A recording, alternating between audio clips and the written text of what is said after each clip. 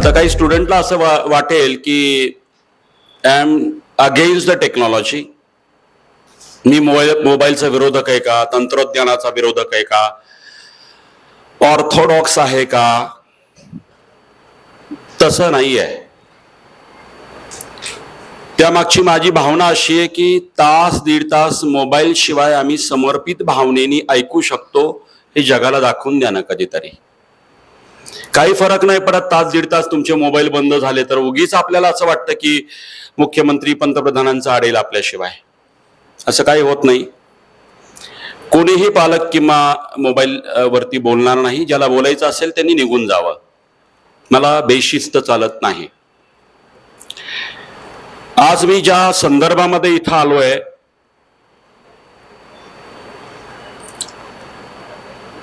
केवळ JEE किंवा नीट मध्ये तुमची मुलं टॉपला यावीत याही पेक्षा जीवनाच्या परीक्षेत ती पास व्हावीत हे सांगण्यासाठी मी इथं आलोय. ह्या परीक्षा 2 वर्षातल्या आहेत. माझं व्याख्यान हे कोणत्याही विषयावर असो, सुरुवात महाराष्ट्राच्या महतीनं असते जिथं तुमचा माझा जन्म आहे. मी विज्ञानवादी आहे परंतु आध्यात्मिक आहे.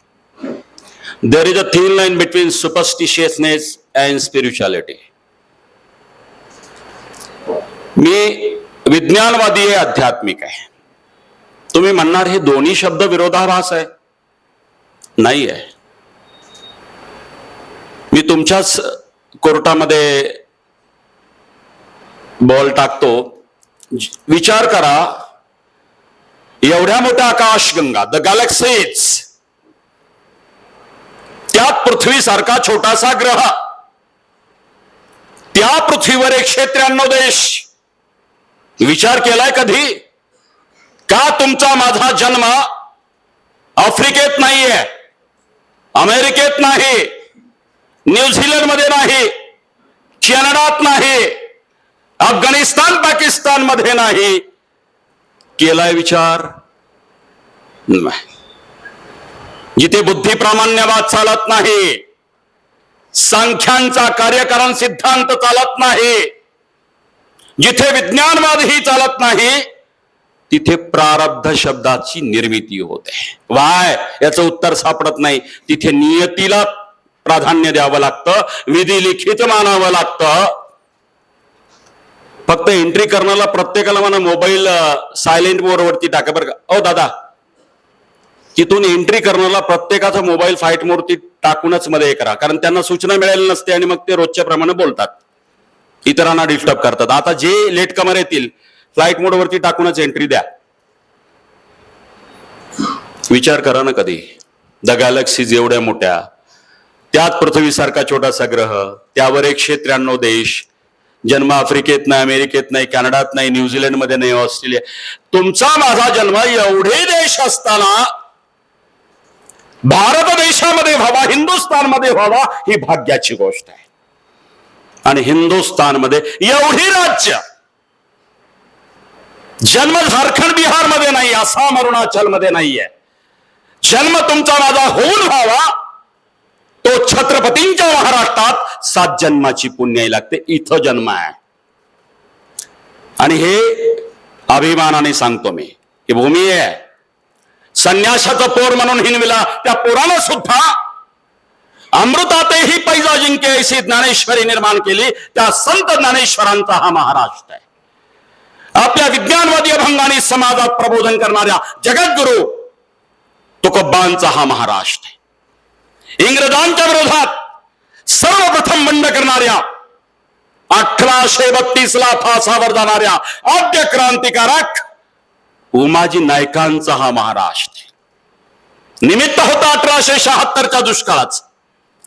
रामोशी समाजाला हाताशी घेतला, इंग्रजांच्या विरोधात लढ्याची प्रेरणा निर्माण केली त्या क्रांतीवीर वासुदेव बळवंत फडक्यांचा हा महाराष्ट्र. जगेल तर देशासाठी, मरेल तेही देशासाठी हे व्रत आयुष्यभर जोपासून अजन्म ब्रह्मचारी राहून भारतभूची सेवा करणाऱ्या वस्ताद लहुजी साळव्यांचा हा महाराष्ट्र. शिका, संघटित व्हा आणि संघर्ष करा हा मूलमंत्र देणाऱ्या डॉक्टर बाबासाहेब आंबेडकरांचा हा महाराष्ट्र आहे. स्त्रियांना शिक्षणाची द्वार खुली करणाऱ्या महात्मा ज्योतिराव आणि सावित्रीबाई फुल्यांचा हा महाराष्ट्र आहे. महाराष्ट्र धर्म म्हणजे काय हे छत्रपती शिवाजी महाराजांच्या नंतर उत्तर हिंदुस्थान पावतो येणाऱ्या पुण्यश्लोक अहिल्यादेवी होळकरांचा हा महाराष्ट्र आहे. पुरोगामित्व म्हणजे काय असतं त्याचं आचरण स्वतःच्या घरापासून सुरू करणाऱ्या, म्हणजे स्वतः मराठा असताना स्वतःची बहीण चंद्रप्रभाबाई हिचा विवाह इंदोरच्या होळकर म्हणजे धनगर घराण्यात लावून देणाऱ्या छत्रपती राजर्षी शाहू महाराजांचा हा महाराष्ट्र आहे. भजनातीच अध्यात्मतेच, पण भजन आणि अध्यात्माच्या साह्यानं ग्रामगीता लिहून प्रबोधन करणाऱ्या वंदनीय राष्ट्रसंत तुकडोजी महाराज आणि परमपूज्य गाडगे महाराजांचा हा महाराष्ट्र.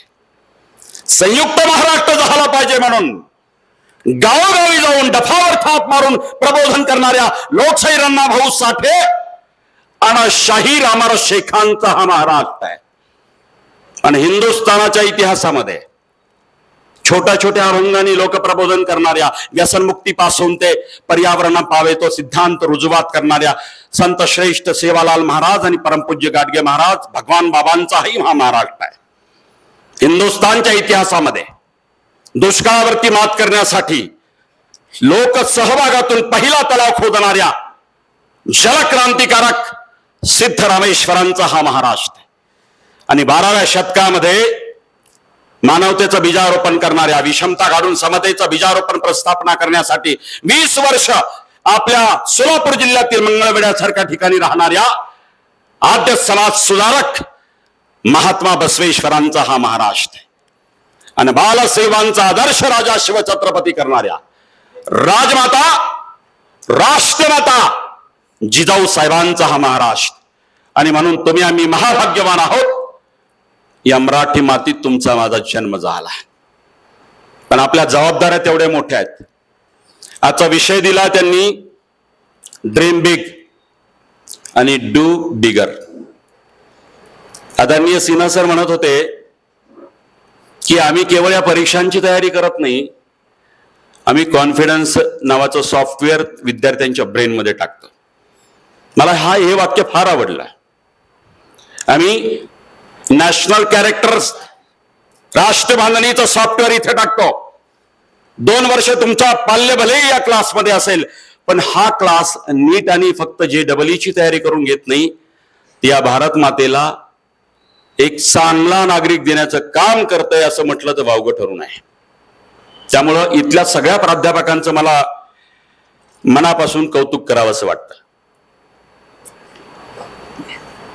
मधून मधून मी पाणी पिणार, पालकांनी समजून घ्या. I am suffering from throat infection. आणि त्यामुळे तुमच्याशी संवाद साधताना काही गोष्टी, जसं मी सिन्हा सरांशी बोलत होतो की स्वप्न मुलांचं COAP, याचा अर्थ COAP कमी आहे असं म्हणायचं नाहीये. Government engineering college, government medical college छोटं स्वप्न बघतात. आजचा टॉपिक त्यांनी असा दिला की स्वप्न मोठं बघा आणि त्या स्वप्नासाठी कष्ट जास्त करा. तर केवळ स्वप्न मोठं बघून चालणार नाही, परिश्रम आणि हार्डवर्कही तेवढंच करावं लागेल. एक लक्षात घ्या, बाकलीवाल क्लासेसचं जे आजचा टॉपिक आहे ना, तो टॉपिक आहे समुद्रात पोहायला शिकावावं, म्हणजे तलावात आणि छोट्या डबक्यात पोहायला आपोआप जमतं. तुम्ही अगोदरच तलावात पोहायचंय म्हणून जर टार्गेट ठेवलं, नाही मला होतच नाही, अपने बस की बात नाही, तुम्ही हा विचारच करू नका. स्वप्न मोठं बघा, स्वप्न IITचं बघा, स्वप्न एम्सचं बघा आणि ते बघून प्रयत्न करा. यश नाही आला हरकत नाही ना, पण स्वप्न छोटं बघून उपयोग नाहीये. स्वामी विवेकानंद म्हणतात बघा, फार महत्वाचं वाक्य, स्वप्न बघितल्याने यश निर्माण होतं. म्हणजे पहिल्यांदा स्वप्न बघावं लागतं की मला हे टार्गेट आहे, माझं गोल आहे. मला आठवतं माझी मुलगी जिथे अभ्यास करायची, थोरली मुलगी, वरती 10 CGPA लिहिलं होतं. मी जिल्हा परिषदेत शिकलेला माणूस, 10 CGPA मला कळत नव्हतं. पण CBSEच्या याच्यामध्ये त्याला एक महत्व आहे. ती वरती चिटकवलेलं होतं ते की माझं गोल हे आहे. सारखं सेल्फ कमांड देणं म्हणतो ब्रेनला की मला तिथं पोहोचायचंय. तुम्ही एव्हरेस्टचं स्वप्न एव्हरेस्ट लिहून ठेवा, पण बेस कॅम्पची प्रॅक्टिस करत करत एव्हरेस्ट चढावं लागतं. तुमचे गोल निश्चित असले पाहिजे. स्वामी विवेकानंद म्हणतात, यश मोठं मिळवायचं असेल तर मोठं स्वप्न बघा, आणि मोठं स्वप्न बघायचं असेल तर प्रयत्नांची शिकस्त सुद्धा तेवढीच मोठी करा. विचार सोच आपकी बड़ी होनी चाहिए, आपका जीवन भी ऊंचा हो जाएगा. स्वामी विवेकानंदांचं वाक्य आहे. म्हणजे स्वप्न मोठंच बघितलं पाहिजे. लक्षात घ्या, वेगवेगळ्या तत्ववेत्यांनी वेगवेगळी उदाहरणं दिलीत. कदाचित शिवाजी महाराजांनी स्वप्न छोटं बघितलं असतं तर काय स्वप्न होतं? त्यांचे वडील पिताश्री महाबली शहाजीराजे भोसले आदिलशाही मनसबदार, बंगलोरची सुभेदारी आहे. मुलांनी विचार केला असता, बंगलोरची सुभेदारी आहे, मी छोट्या मोठ्या वडिलांसारख्या सुभेदारी एक दोन परगण्यांचा सुभेदार होईल. नाही, स्वप्न मोठं बघितलं. आणि ते स्वप्न केवळ मुलांनी बघितलं नाही, आई वडिलांनी बघितलं. स्वप्न मुलांनी बघून चालत नाही, स्वप्न आई वडिलांपासून सुरुवात व्हायला पाहिजे. जिजाऊ साहेबांच्या पोटात शिवबाराजे होते, गर्भसंस्कारापासून तो संस्कार होता जिजाऊ साहेबांचा की माझे पती असतील महाबली शहाजीराजे, माझे वडील असतील लखोजीराजे जाधव, माझे सासरकडचे असतील माहेरकडचे असतील, भलेही वेगवेगळ्या शाह्यांचे चाकर झाले, माझ्या पोटी जन्माला येणारा माझा पुत्र मात्र कोणत्याही शाह्याचा चाकर नसणार. स्वतंत्र हिंदवी स्वराज्याचा तख्त मी मुहूर्तमेढ रोवणार. गर्भधारणेपासूनचा संस्कार आहे.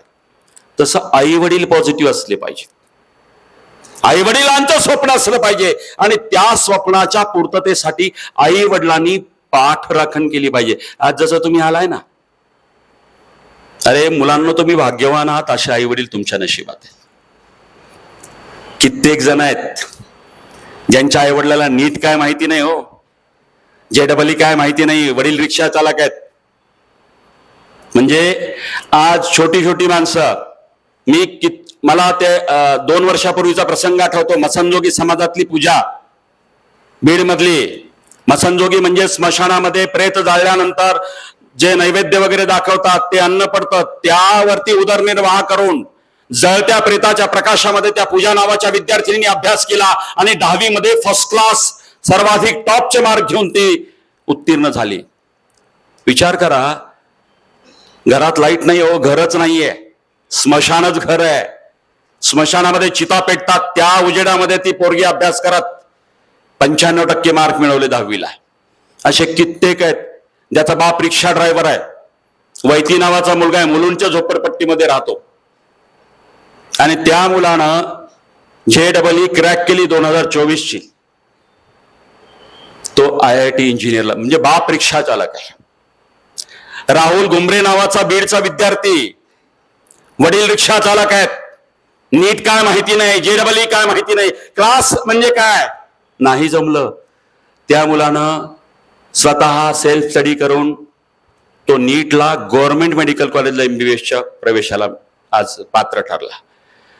तुम्ही भाग्यवान आहात, तुमच्यासोबत तुमचे आई वडील आले तिथं, तुमची फी भरायला, तुम्हाला पाठिंबा द्यायला.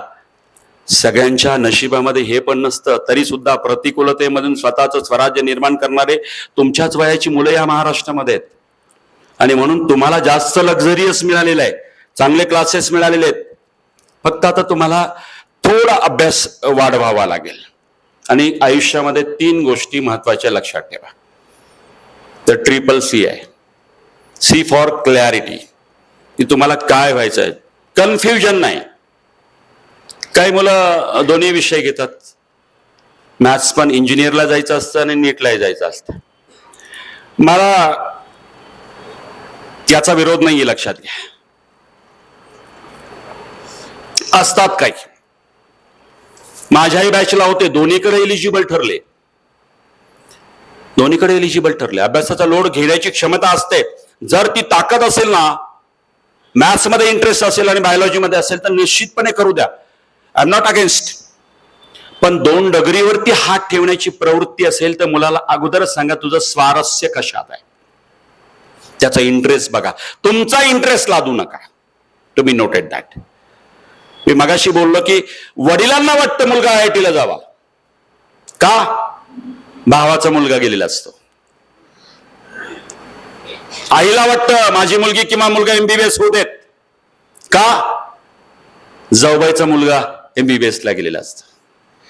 माझी नम्र विनंती आहे, स्पर्धेमध्ये मुलांचा बळी देऊ नका. कधी मनापासून त्यांच्याशी संवाद करा. तुझा इंटरेस्ट कशात आहे, काय व्हायचंय तुला. एक लक्षात घ्या, पहिल्यांदा संस्काराचा पाया मजबूत पाहिजे. ते काय होतात हा भाग नक्कीच महत्वाचा आहे. पण कित्येक MBBS बघितले, कित्येक IITians इंजिनियर बघितले, पण ज्यांना आई वडिलांचा सन्मान राखण्याचंही सौजन्य नाहीये, समाजात कसं वावरावं याचंही धडे दिले गेलेले नाहीयेत. म्हणजे यशाची व्याख्या काय करणार तुम्ही. म्हणून माझी नम्र विनंती आहे की तुम्ही स्वतःचे एक कन्सेप्ट क्लिअर ठेवा. एक लक्षात घ्या, दुसरा जो मुद्दा आहे तो एक कन्सिस्टन्सी. आता तुम्ही स्टुडंट आहात, अभ्यासामध्ये एक 10 तास 8 तास 6 तास. मी शेवटी मेडिकल बॅकग्राऊंडला येणार आहे की मेमरी ब्लॉक कशामुळे होतात. सगळ्यात शेवटचा मुद्दा आहे माझा. 3 तासामध्ये म्हणजे इथे आउट ऑफ मार्क घेणारे टेस्टला विद्यार्थी त्या 3 तासाच्या फायनल JEEच्या ऍडव्हान्स असू दे किंवा पहिली असू दे किंवा नीटची परीक्षा असू दे किंवा CETची असू दे, त्या 3 तासाच्या एक्झाम हॉलमध्ये गोंधळून जातात आणि पराभूत होतात. त्याची कारणं आणि उपाय सगळ्यात शेवटचा पंच असेल माझा.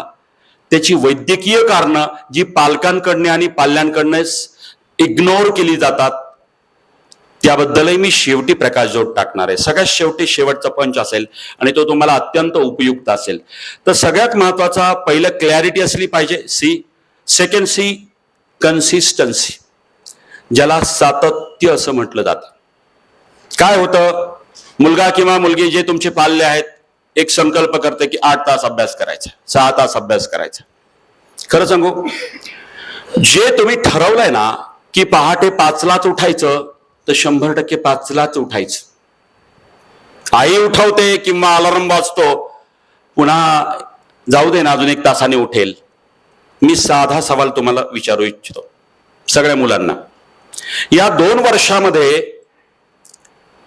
आळस करून आयुष्यभर मेहनत करायची आहे की या 2 वर्षामध्ये झोकून देऊन समर्पित भावनेने अभ्यास करून आयुष्यासाठी राजा व्हायचे ते ठरवा. 2 वर्ष 24 महिने जर तुम्ही मनापासून मेहनत केली 10 तास 12 तास तर खरंच तुम्ही एका उच्च पदावरती जाणार. पण 2 वर्ष कॉम्प्रोमाइज करायचे कशाला ते सांगणार आहे मी. की काय काय तुम्हाला अडथळे आहेत आणि त्या अडथळ्यांना तुम्हाला दूर कसं करायचं. बघा, एक साधं उदाहरण देतो मी तुम्हाला. 99.99 सेल्सिअस झालं पाणी असतं. 0.01 टेम्परेचर वाढल्यानंतर त्याची वाफ बनते. हे जे 0.01 आहे ना, ते अत्यंत महत्वाचं आहे. ऑल स्टुडंटसाठी सांगतो मी. 0.01. एखादा ऑलिम्पिक मधला खेळाडू जेव्हा धावपटू आहे धावतो, शेवटच्या टप्प्यामध्ये तो जर थकला तर तो पराभूत होतो. तसं तुम्ही वर्षभर अभ्यास करताय पण परीक्षा जवळ येते तेव्हा जास्त अभ्यास करा. तो 0.01 आहे.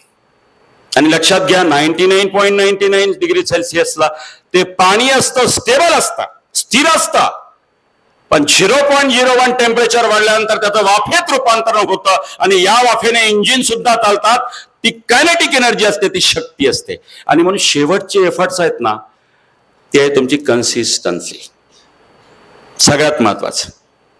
आणि तिसरा मुद्दा आहे तुमचा कॉन्फिडन्स, ज्याच्याबद्दल आदरणीय सिन्हा सर बोललेले आहेत. कॉन्फिडन्स अत्यंत महत्वाचा आहे. आणि या कॉन्फिडन्समध्ये आणि करेज, पुन्हा एक C आहे, धैर्य असलं पाहिजे सामोरं जाण्याचं. आणि कॉन्फिडन्स म्हणजे स्वतःचा आत्मविश्वास. आता हा आत्मविश्वास डळमळीत होतो बरेच वेळा. तो आत्मविश्वास डळमळीत होऊ नये म्हणून मी एक मेडिटेशनचा शेवटची एकच तुम्हाला विज्ञान आधारित गोष्ट शिकवणार आहे, ज्याच्यामुळे तुमचं मेमरी बुस्टिंग होईल आणि 3 तासामध्ये जर तुमचा मेंदू ब्लॉक झाला, कधी कधी प्रश्न बघितल्याबरोबर काहीच सुचत नाही, अशा वेळेस त्या एक्झाम हॉलमध्ये without medicine what is the trick हे पण मी तुम्हाला सांगणार आहे. कारण आज केवळ मोटिवेशनल स्पीकिंग नाही, माझ्याकडे या परीक्षा अपयशी ठरलेले काही विद्यार्थी यशस्वी क्लासेसमधून येतात काउन्सिलिंगसाठी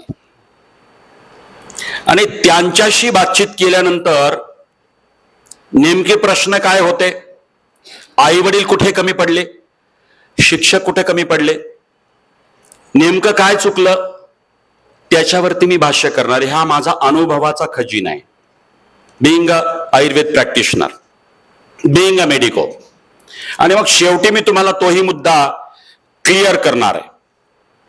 एक अजून सांगतो तुम्हाला, वेगवेगळ्या तत्ववेत्याची उदाहरणं वेगवेगळे मोटिवेशनल स्पीकर देत असतात, अगदी वेगवेगळ्या पाश्चात्य संस्कृतीतील.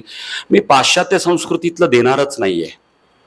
मी या भारतामधले, या मराठी मातीमध्ये, या भारत देशामध्ये जी तुम्हाला आयडॉल ठरतील आणि माझ्या हिशोबाने सगळ्यात मोठे आयडॉल जर असतील तर APJ अब्दुल कलाम,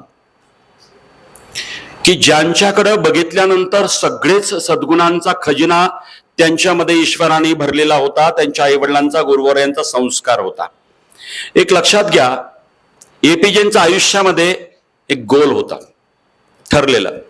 रामेश्वरम सारखं छोटस गाव तमिळनाडूमध्ये, त्या गावातला साधारण कुटुंबातला मुलगा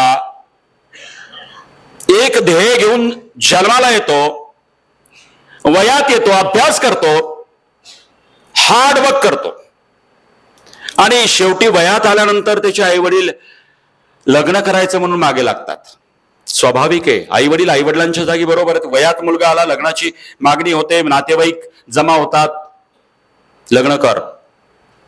APJ अब्दुल कलाम सगळ्यांना सांगतात की माझा लग्नाबद्दलचा निश्चय झालेला नाहीये, म्हणजे असं म्हणून नातेवाईकाला नाराज न करता त्यांना ते टाळतात आणि विवाहच करत नाहीत. 1-2 वर्ष नातेवाईक प्रयत्न करतात, नंतर कुठलाही नातेवाईक त्यांना बोलायला जातच नाही, ते विवाहच करत नाहीत. सगळे नातेवाईक हिरमुसले होऊन, नाराज होऊन आपापल्या गावी परततात. समजावून सांगण्याचा प्रयत्न अपयशी ठरतो आणि एक मिसाईल, पृथ्वी नावाचं, जे ज्यांचं पॅशन होतं, DRDO मध्ये शास्त्रज्ञ असताना झोकून दिला होता समर्पित भावनेने. या देशावरती कोणी जर हल्ला केला तर प्रत्युत्तर देण्यासाठी या भारताकडे एक असं मिसाईल असावं की सडेतोड प्रत्युत्तर द्यावं, देता यावं, म्हणून APJनी स्वतःला समर्पित करून त्या मिसाईलचा शोध लावला होता. पृथ्वी मिसाईल आकाशात झेपावलं, कालांतराने अग्नी झेपावला आणि सगळ्या नातेवाईकांना म्हटलं की तुम्ही म्हणत होता ना की लग्न कर, वंश वाढला पाहिजे. मी लग्न केलं नाही, पण माझा वंश आकाशामध्ये झेपावलेलं पृथ्वी आणि अग्नीच्या रूपानं अबाधितपणे राहणार आहे. APJ अब्दुल कलामांचे बोल होते. माजी राष्ट्राध्यक्ष काय बोलतात, तुम्ही तुमचं भविष्य बदलू शकत नाही. वाक्य बघा, तुम्ही तुमचं भविष्य बदलू शकत नाही, पण तुमच्या सवयी बदलू शकता आणि बदललेल्या सवयी तुमचं भविष्य बदलू शकतात. काय वाक्य आहे, चेंज युअर हॅबिट्स. मग मुलांना सांगतो, माझ्या मुलीला नीट क्वालिफाईड झाल्यानंतर मी मोबाईल घेऊन दिलेला आहे.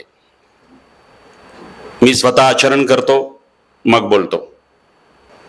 आज तुम्हालाही माझं आवाहन आहे की तुमचे पाल्य स्क्रीन टाइम नेमका किती वेळ यूज करतात बघा. तुम्ही जर प्रश्न विचारला ना, ते हेच म्हणणार की अभ्यासाच बघतोय म्हणून, त्यांचं ठरलेलं उत्तर असतं. पण आता एवढं तंत्रज्ञान विकसित झालंय की त्यांनी कोणते ऍप्स बघितलेत, कोणत्या साईट्स बघितल्या, हे सुद्धा पालकांना बघता येत. माझी नम्र विनंती आहे, स्क्रीन टाइम कमी करा. विद्यार्थ्यांना यश मिळेल. APJ अब्दुल कलाम म्हणतात ना, तुम्ही तुमचं भविष्य बदलू शकत नाही, सवयी बदला आणि बदललेल्या सवयी तुमचं भविष्य बदलू शकतात. तर मग तुमच्या ज्या बॅड हॅबिट्स आहेत ना, किती तास तुमचा मोबाईल वरती जातो बघा ना. काही जण तर रील बघतात, रील बघतात, रील स्टार त्यांचे आयडॉल आहेत. काही तुमच्या वयातले विद्यार्थी रील अपलोड करतात आणि अस्वस्थ होतात, पुन्हा पुन्हा बघतात. किती कमेंट्स आहेत, किती व्ह्यूज आहेत, किती लाईक आहेत, आणि अपेक्षित ते मिळाले नाही ना, चेहरा बारीक करणार. या आभासी जगातनं बाहेर या, माझी नम्र विनंती आहे. हे इमॅजिनरी वर्ल्ड आहे, आभासी, आणि वास्तव दुनिया ही तुमच्या पाल्याला समजून सांगा. हे जग आभासी आहे. हे रील स्टार, सोलापुरातला एक रील स्टार आहे, अश्विनी हॉस्पिटलमध्ये ऍडमिट झाला. त्याच्या एका रीलला 10,000 हजार व्ह्यूज असायचे. डबा आणायला कोणी नव्हता हो, त्या बेड जवळ बसायला कोणी नव्हता. म्हणजे रीलची दुनिया आणि रिअल दुनिया हा फरक समजून घ्या. मग तुम्हाला रीलची दुनिया जगायची की रिअल दुनिया जगायची हेही ठरवा. आणि खरं सांगू का, त्या लाईक्स मध्ये मोजण्यापेक्षा लायकी निर्माण करा. काय घेऊन बसलाय त्या लाईक्सला? अशी लायकी निर्माण करा, अशी लायकी निर्माण करा की आपल्या बापाला वाटलं पाहिजे, अरे स्वप्न तुमचं हे असलं पाहिजे की याला पॉवर ऑफ व्हिज्युअलायझेशन म्हणतात. Power of visualisation. जेव्हा तुम्ही थकाल, अभ्यास करायचा नाही आता, मला झोप येते, कंटाळा आला, तेव्हा पॉवर ऑफ व्हिज्युअलायझेशन बघा की मी IIT मध्ये टॉप केलंय. बाकलीवाल ट्युटोरियल्स तर्फे जाहिरातीमध्ये माझा पहिल्या क्रमांकाचा फोटो आहे. Power of visualisation. नीट मध्ये मी टॉप केलं, एम्सला लागलोय. शहरामध्ये चौकामध्ये माझे फोटो लागलेत. आणि चौकात थांबलेले आपल्या वडिलांचे मित्र तुमच्या वडिलांना फोन करून सांगतायत, तुमच्या मुलाचा फोटो बघितला. अरे बापाला अभिमान वाटेल असे लाईक्स निर्माण करण्यापेक्षा लायकी निर्माण करा, तो खऱ्या अर्थानं अभिमानाचा विषय ठरेल. बापाला वाटलं पाहिजे. पॉवर ऑफ व्हिज्युअलायझेशन मध्ये एक उदाहरण देतो. जेव्हा तुम्हाला अभ्यासाचा कंटाळा येईल, थकवा येईल की नकोच हे, तेव्हा फक्त एक इमॅजिन करा की मी टॉप मिळवलंय, मी राज्यात टॉप आलोय, आणि सकाळी पत्रकारांची गर्दी आपल्या घराच्या अवतीभोवती आहे. सगळ्या वर्तमानपत्राचे पत्रकार आलेत, न्यूज घ्यायला. ABP माझापासून ते G24 तास पर्यंत बाईट्स घ्यायला आलेत. आणि वडिलांच्या आईचा सत्कार होतोय. जिल्ह्यातला मंत्री तुमच्या दारात आलाय बुके घेऊन तुमच्या मुलाचा सत्कार करण्यासाठी. जिल्हाधिकाऱ्यांनी बोलवलंय. आयुष्यामध्ये पॉवर ऑफ व्हिज्युअलायझेशन तुम्ही जर खऱ्या अर्थानं डिटेरिएट होत असाल, तुमचं डिमॉरलायझेशन होत असेल, तेव्हा हे पॉवर ऑफ व्हिज्युअलायझेशन तंत्रज्ञान कामाला येतं. हे प्रत्येक विद्यार्थ्यांनी आत्मसात करणं गरजेचं आहे. आणि त्यामुळं मोबाईलचा टायमिंग टोटली 0 करा. पालकांना माझं आव्हान आहे की मोबाईल काढून घ्या. स्पष्ट सांगतो, नाराज झालं लेकरू तरीही चालेल. मी अजून एक सांगतो तुम्हाला की अभ्यास करण्याची एक टेक्निक आहे. म्हणजे 8 तास अभ्यास करताना सलग 2-2 तासाचे स्लॉट करा. विद्यार्थ्यांना कंबरदुखीचा एक प्रॉब्लेम आहे विद्यार्थ्यांचा अभ्यास करताना. रॉंग वे ऑफ सेटिंग, म्हणजे स्पाईनचा एक आकार असतो, चुकीच्या पद्धतीनं बसणं हाही स्पाईनचा प्रॉब्लेम आहे. खूप लोकांना कंबर दुखते 3 तास 4 तास सलग हे केल्यानंतर. वैद्यकीय प्रॉब्लेमसाठी माईक तुमच्याकडे देईल मी, नंतर माझी प्रश्नोत्तरी होईल तुमच्याशी. परंतु काही महत्वाच्या गोष्टी आहेत ना अभ्यासाच्या, एक लक्षात घ्या, 2 तासानंतर एक 10 मिनिटाचा पॉज द्या. ते ब्रेनला हँगओव्हर उतरण्यासाठी. काही पॉज देण्याच्या पद्धती कशा आहेत की 10 मिनिट फक्त पडून द्या शांतपणे, पिलो काढून, उशी काढून. ब्रेनला ब्लड सप्लाय प्रॉपरली गेला पाहिजे. 2 तास फिजिक्सचा अभ्यास केला, 10 मिनिट ब्रेक घ्या. काय रे, शांतपणे श्वासाकडे लक्ष केंद्रित करा, पडून द्या. 10 मिनिटानंतर आईला सांगा उठव मला. ती झोप नसते, ती खऱ्या अर्थाने रेस्ट असते. पुढं केमिस्ट्री विषय घ्यायचा आहे म्हणून 2 तास. आणि तुमच्यापैकी किती लोक, मी खूप लोकांचं स्टडी टेक्निक बघितलं, खरं सांगतो स्टडी करतात, यातला अपवाद आणि हातवर येईल. अभ्यास करतात 8 तास, पण तो लक्षात ठेवण्यासाठी 8 मिनिट सुद्धा देत नाहीत.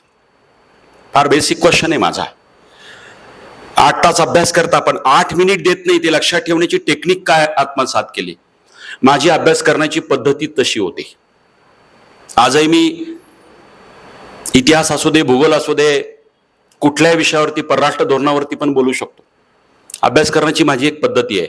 मी पहिल्यांदा रीड करतो, जनरल रीडिंग करतो. नेक्स्ट टाइम रीड करताना छोटे छोटे पॉइंट्स काढतो त्या पेन्सिलनी, त्या नोट्सच्या बाजूला. तिसऱ्यांदा फ्लो चार्ट बनवतो त्याचा, आणि रिव्हिजन करताना फक्त फ्लो चार्टलाच रिव्हिजन करतो मी. अभ्यास करतानाची हीच पद्धत अवलंब करा, आणि तुम्ही मेमरी टेक्निक्सला प्राधान्य द्या. स्मार्ट वर्क करा, गाढवासारखं हार्ड वर्क करू नका. स्मार्ट वर्क करा की तुम्हाला काय हे नेमकं करायचंय. प्रश्नोत्तरी, प्रश्नपत्रिका एक एक विषयाच्या अनेक सोडवा, आणि बाकलीवाल क्लासेस अनेक प्रश्नोत्तरी सोडून घेतात, अनेक यांचे युनिट टेस्ट असतात, तो सराव यांच्याकडनं होतो. पण एक साधं उदाहरण आहे, मी एमपीएससीच्या क्लासेसला मेमरी टेक्निक्सच्या बाबतीत प्रबोधन करण्यासाठी गेलो होतो. आता माझं यशोदामध्ये पण पुण्यामध्ये व्याख्यान झालं, होऊ घातलेले डिव्हाइस पे आणि डेप्युटी कलेक्टरच्या समोर, मागच्याच आठवड्यामध्ये. तो विषय होता general administration of Chhatrapati Shivaji Maharaj, की महाराजांचं ऍडमिनिस्ट्रेशन तुम्ही रयतेसाठी कसं अवलंब करणार.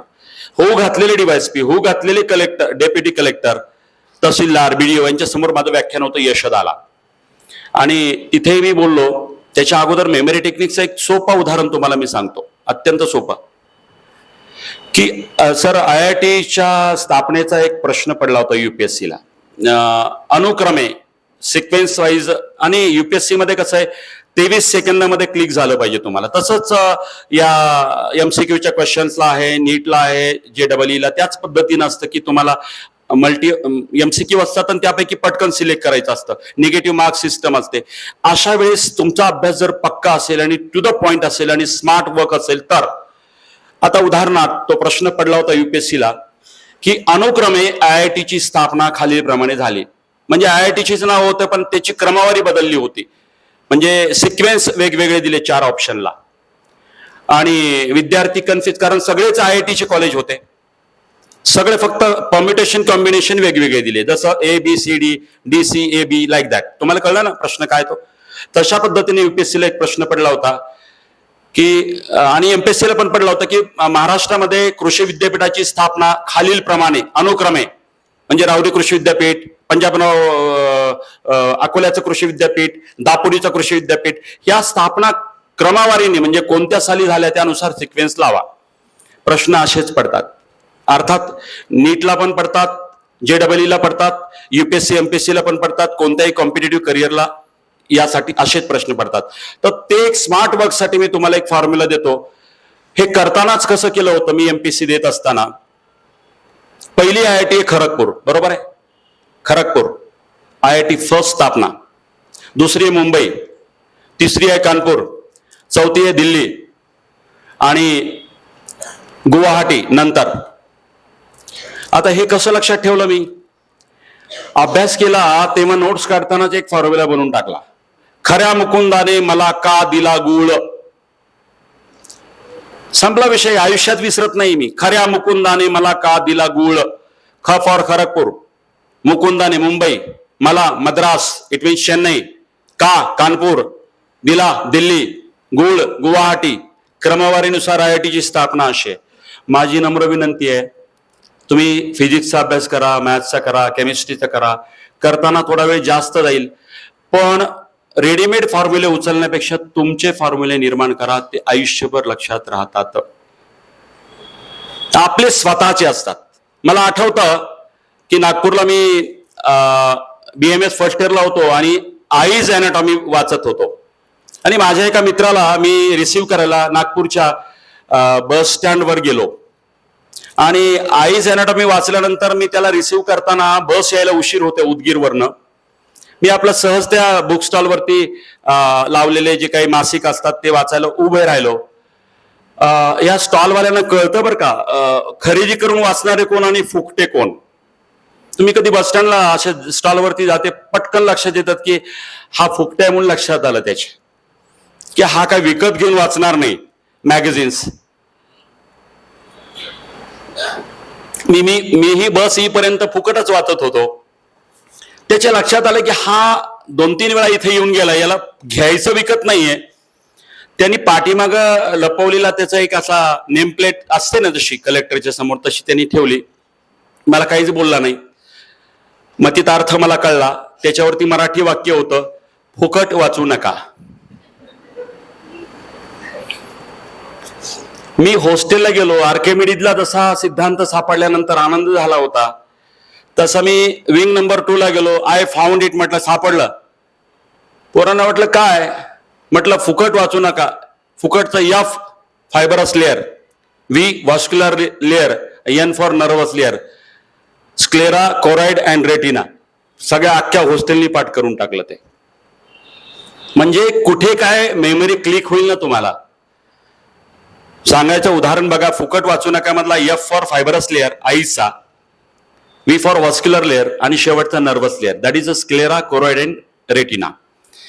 तुम्हाला मी ट्रिक्स देतोय. प्रत्येकाला परमेश्वराने ट्रिगरिंग पॉइंट्स वेगवेगळे दिले. कुणाला कवितेवरनं आठवतं, कुणाला गाण्यावरनं आठवतं, कुणाला चारोळ्यावरनं आठवतं, कुणाला शेरोशायरीवरनं आठवतं. येन प्रकारे तुम्हाला अभ्यास लक्षात ठेवण्याची ट्रिक्स निर्माण व्हावी. मेमरी टेक्निक्स हाच महत्वाचा मुद्दा आहे. म्हणजे तुमचा कुठलाही विषय असू दे. मी फंक्शन ऑफ न्यूट्रोफिल मुलांना विचारलं, फिजिओलॉजीच्या फंक्शन ऑफ न्यूट्रोफिल सांगता येईना. म्हटलं सोपं आहे रे. CPI, ते म्हणे कम्युनिस्ट पार्टी ऑफ इंडिया. म्हटलं नाही. C for chemotaxis, P for phagocytosis and I for interferon stimulation. How to remember the study. म्हणजे तुम्हाला एक अजून विनंती आहे, अभ्यास करताना तुमचे शॉर्ट नोट्स काढा. शॉर्ट नोट्स नंतर ट्रिगरिंग पॉइंट काढा. एक मुद्द्यावरनं तुम्हाला अनेक ओळी सुचल्या पाहिजेत. हीच अभ्यासाची पद्धत तुम्हाला पुढेही कामाला येणार. मग तुम्ही IAS IPS व्हा की IIT नंतर भरपूर लोक IAS IPS आहेत, MBBS नंतर सुद्धा IAS IPS झालेत. त्यामुळे इथे जे तुम्हाला मॅथ्स शिकवलं जाईल ना, हे फक्त IIT साठी नाही आहे. इथलं मॅथ्स हे तुम्हाला कॉम्पिटिटिव्ह करिअरसाठी सुद्धा इथल्या शिकवणाऱ्या ट्रिक्स आयुष्यभरासाठी कामाला येतील. फक्त अभ्यासाची पद्धत बदला आणि दर 2 तासानंतर 10 मिनिट ब्रेनला रेस्ट द्या. ते पण उशी काढून, पिलो काढून ब्रेनला फुल ब्लड सप्लाय होऊ द्यायचा. 10 मिनिट पॉज द्यायचा. पुन्हा नव्याने रेजिमेंट होऊन दुसऱ्या विषयाला हात घालायचा, असं मला व्यक्तिशः वाटतं. आणि अनेकांशी मी जेव्हा चर्चा केली, हे यशस्वी तंत्रज्ञान आहे. आणि एक लक्षात घ्या, आपल्याला ड्रीम्स इम्पोर्ट करायची गरज नाही आहे. Dreams born here. भारताला स्वप्न आयात करायची गरज नाही आहे. निर्बंध कितीही लादू देत. या देशामधले आयडॉल्स एवढे निर्माण झालेत, निर्बंधांनी फरक पडत नाही. स्वप्न इथं निर्माण होतात. नेताजी सुभाषचंद्र बोस असतील, स्वप्न इथं निर्माण झाले. तुम्हाला आठवतं का Netaji Subhashchandra Bose, he was ICS qualified. आजच्या भाषेत IAS, in those days Indian civil service examination. म्हणजे टफ एक्झाम सुभाषचंद्र बोसनी क्रॅक केली. आणि कोलकाता महानगरपालिकेचे मुख्य कार्यकारी अधिकारी म्हणून ते ड्युटीवरती होते. जसे आज एका CEO असतो जिल्हा परिषदेचा. लक्षात घ्या, ही अवघड परीक्षा आहे. आपल्यात महाराष्ट्रामधला जालन्यातला एक शेख नाव आहे बहुतेक, अन्सार शेख आहे जालन्याचा. वडील ऑटो ड्रायव्हर, पण तो कलेक्टर झाला, IAS झाला. मराठी भूमिपुत्र, या महाराष्ट्राचा भूमिपुत्र, जालन्याचा भूमिपुत्र. आज पश्चिम बंगालमध्ये तो कलेक्टर आहे. असे किती सामान्य आहेत. म्हणजे काय मिळालं. अजून एक माझा विद्यार्थी आहे, मित्र आहे, आसिफ शरीफ शेख, मुक्काम पोस्ट राहुरी फॅक्टरी, तालुका राहुरी, जिल्हा अहिल्यानगर. वडील मेकॅनिक, गाड्या दुरुस्त करणारे. मी तिथे प्राध्यापक होतो 6 वर्ष. तेव्हा त्याच्या वडिलांचा माझा संपर्क आला. मी फिजिओलॉजी या विषयाला आयुर्वेद महाविद्यालयामध्ये पहिल्यांदा प्राध्यापक होतो. 6 वर्ष पूर्ण केलं. पूर्ण वेळ मी प्राध्यापक होतो. तेव्हा शरीफ शेख यांची इच्छा होती की मुलगा ऑटोमोबाईल इंजिनियर व्हावा आणि RTO व्हावा. खरं तर गाड्यांमध्ये रमणाऱ्या माणसाला गाड्याशी रिलेटेड अधिकारी व्हावा असं वाटणं स्वाभाविक. RTO म्हणजे भारी, गाड्यांचा सगळ्यात मोठा बॉस. शरीफ शेख यांना असं वाटायचं की माझा मुलगा इंजिनियर व्हावा आणि इंजिनियर झाल्यानंतर तो RTO व्हावा. वडिलांच्या ठिकाणी वडिलांचं स्वप्न बरोबर होतं. वडील चुकीचे नव्हते, परंतु या आसिफ शेखच्या मनामध्ये मात्र त्या यंत्राच्या आवाजाचा कुठेही मागमूस नव्हता. त्याच्या मनामध्ये चिखल, माती, दगड, रंगसंगती, ब्रश, तो उत्तम चित्रकार होता लहानपणापासून. आणि वडिलांना असं वाटत होतं की माझा मुलगा इंजिनियर व्हावा, इंजिनियर होऊन आरटीओ व्हावा, स्पर्धा परीक्षा देऊन. आसिफची दुनिया वेगळी होती. यंत्राच्या आवाजाची दुनिया नव्हती, ती मूक दुनिया नव्हती. त्या कॅनव्हासवरती रंगसंगतीनं ती चित्र बोलकी करण्याची दुनिया होती. आणि या आसिफ शरीफ शेखनी वडिलांचं नाराजी पत्करून राहेजा स्कूलमध्ये ऍडमिशन घेतलं बांद्र्याला, जे आर्ट्सच्या संदर्भामध्ये स्कूल आहे, जे स्कूल ऑफ आर्टच्या तोला मोलाचं आहे राहेजा स्कूल ऑफ आर्ट. आज आसिफ शरीफ शेख हा जगविख्यात चित्रकार आहे. त्याचे चित्र 5 लाख 10 लाखाला सहज विकले जातात. त्या प्रश्न पैशाचा नाहीये. प्रश्न आहे की मुकेश अंबानीपासून ते कॅमलिनच्या रजनी दांडेकर मॅडम पर्यंत अनेकांच्या श्रीमंतांच्या, अमेरिका दुबई पर्यंत अनेकांच्या घरामध्ये या आसिफ शेखची चित्र आज दिसतात. म्हणून पालकांना माझी विनंती आहे, तुमचा मुलगा MBBS झाला म्हणजेच यशस्वी झाला का? तुमचा मुलगा IITS झाला म्हणजेच यशस्वी झाला का? तर नाहीये. तो ज्या क्षेत्रामध्येही उंचीवरती गेला, ते क्षेत्र कोणतंही असो, तिथे तुमची अभिमानाने छाती फुगून येईल असं क्षेत्र कोणतंही असो, ते तुमच्यासाठी यशस्वी क्षेत्र आहे. त्यामुळे स्वतःच्या व्याख्या बदला. पालकांना माझी विनंती आहे. तुम्हाला छत्रसाल बुंदेलाचं नाव ऐकलं असेल तुम्ही. हा छत्रसाल बुंदेला रायगडावरती आला होता शिवाजी महाराजांना भेटायला. आणि छत्रसालांनी इच्छा प्रकट केली, बुंदेलखंडवर आला, शिवाजी महाराजांची महती ऐकून आला आणि शिवाजी महाराजांना बोलला कि महाराज, आपके इस हिंदवी स्वराज में हम शामिल होना चाहते हैं. म्हणजे नोकरी पत्करायची, मनसबदार व्हायचं, सरदार व्हायचं. शिवाजी महाराजांचे बोल होते कि छत्रसाल, आप जैसा बहादुर यदि हमारे स्वराज में शामिल हुआ तो मुझे बड़ी खुशी होगी, लेकिन आपका ये काम नहीं है. जाओ बुंदेलखंड, खुद का स्वराज निर्माण करो. म्हणजे चार्जिंग फक्त मुद्दा तो होता, एवढा मोठा बलाढ्यवीर स्वतःच्या सैन्यामध्ये सहभागी होऊन स्वतःचं साम्राज्य वाढविण्याची संधी होती, पण तो होता स्वार्थ. शिवाजी महाराजांना स्वार्थ दिसला नाही, त्याच्यामधलं स्पार्क दिसलं, इन्स्टिंक्ट दिसला. आणि शिवाजी महाराजांनी त्याला सांगितलं की जा बुंदेलखंड मध्ये गुलामगिरीच्या विरोधात बंड कर आणि स्वतःचं राज्य निर्माण कर. एक वाक्य छत्रसाल बुंदेलाला पुरेसं ठरलं आणि छत्रसाल बुंदेला त्याच्या राज्यामध्ये गेला आणि स्वतःच बुंदेलखंडमध्ये स्वराज्य निर्माण केलं. आम्हाला आयात करायची गरज नाही. इथे आमचे ड्रीम्स, आमच्या महत्वाकांक्षा इथेच जन्माला येतात. आणि फार लांबचे उदाहरणं देत नाही मी तुम्हाला कुठल्या बाहेरच्या देशातली उदाहरणं दिली नाही. मी अगदी अन्सार शेख पासून ते शरीफ शेखच्या मुलापर्यंतची उदाहरणं. अजून एक उदाहरण देईल, जयंत नारळीकरांचं. पुण्यामधला साधारण घरातला मुलगा आज खगोलशास्त्रज्ञ म्हणून एवढं मोठं नाव जागतिक पातळीवरती कोरलं गेलं. वसंत गोवारीकरांसारखा माणूस, साधी साधी माणसं ज्यांनी विश्व निर्माण केलं. तुम्हाला एक उदाहरण सांगेल मी. अमेरिकेने सुपर कॉम्प्युटर आपल्याला नाकारला. हे 1990च्या दशकातलं मी सांगतोय. तुम्हाला आठवत असेल, सुपर कॉम्प्युटर नाकारला. आणि या एका नकारानंतर, रिजेक्शन ऑफ सुपर कॉम्प्युटर, एक मराठी भूमिपुत्र तळमळला. त्याला अपमान वाटला, देशातल्या ब्रेनचा, आपल्या टॅलेंसीचा अपमान वाटला. आणि तो मराठी भूमिपुत्र सातत्याने ध्यास घेतला, प्रयत्न करत राहिला आणि एका महासंगणकाची म्हणजे सुपर कॉम्प्युटरची निर्मिती झाली. त्या सुपर कॉम्प्युटरचं नाव होतं परम 8000. आणि त्यानंतर 1998ला परम 10,000. 1991 ते 1998 हा सुपर कॉम्प्युटरचा प्रवास ज्या माणसाने निर्माण केला, तो माणूस गर्भश्रीमंत नव्हता, शास्त्रज्ञाचा पुत्र नव्हता, तो सामान्य घरातला होता. मुरुंबा नावाचं गाव, तालुका मूर्तिजापूर, जिल्हा अकोला, विदर्भातलं. अरे गाव कसलं आणि घर कसलं, 200-300 वस्तीचं ते गाव. आणि घर म्हणाल तर गाईच्या गोठ्यासारखं घर. इथला विजय पांडुरंग भटकर नावाचा एक कम्प्युटर शास्त्रज्ञ खऱ्या अर्थानं अमेरिकेच्या रिजेक्शनच्या विरोधात पेटून उठला. एक सुपर कम्प्युटर या भारतासाठी निर्माण केला. त्या भूमिपुत्राला, विजय पांडुरंग भटकर या शास्त्रज्ञाला पद्मश्री अवॉर्ड मिळाला, पद्मविभूषण मिळाला आणि महाराष्ट्र भूषणही मिळाला. आज 78 वर्ष वय आहे त्यांचं. मी लांबचे उदाहरणं देणार नाही. यशस्वी व्हायचं असेल तर ड्रीम्स आम्हाला आयात करायची गरज नाही. Dreams born here. या महाराष्ट्रामध्ये ड्रीम्स जन्माला येतात. तुम्हाला आठवत असेल की क्रायोजेनिक इंजिन सुद्धा रशियाने नाकारलं. आपल्याला रॉकेटला आणि मिसाईलसाठी ते टेक्नॉलॉजी हवी होती, दिली नाही. एपीजे अब्दुल कलामांच्या सकट जे होते डॉक्टर व्ही नारायणन नावाचे शास्त्रज्ञ, ध्यास घेतला आणि क्रायोजेनिक इंजिन इंडिजिनियस स्वतःच निर्माण केलं. आणि आज मिसाईलसाठी रॉकेट टेक्नॉलॉजीसाठी लागणारं स्वतःच क्रायोजेनिक इंजिन आपण तयार केलं.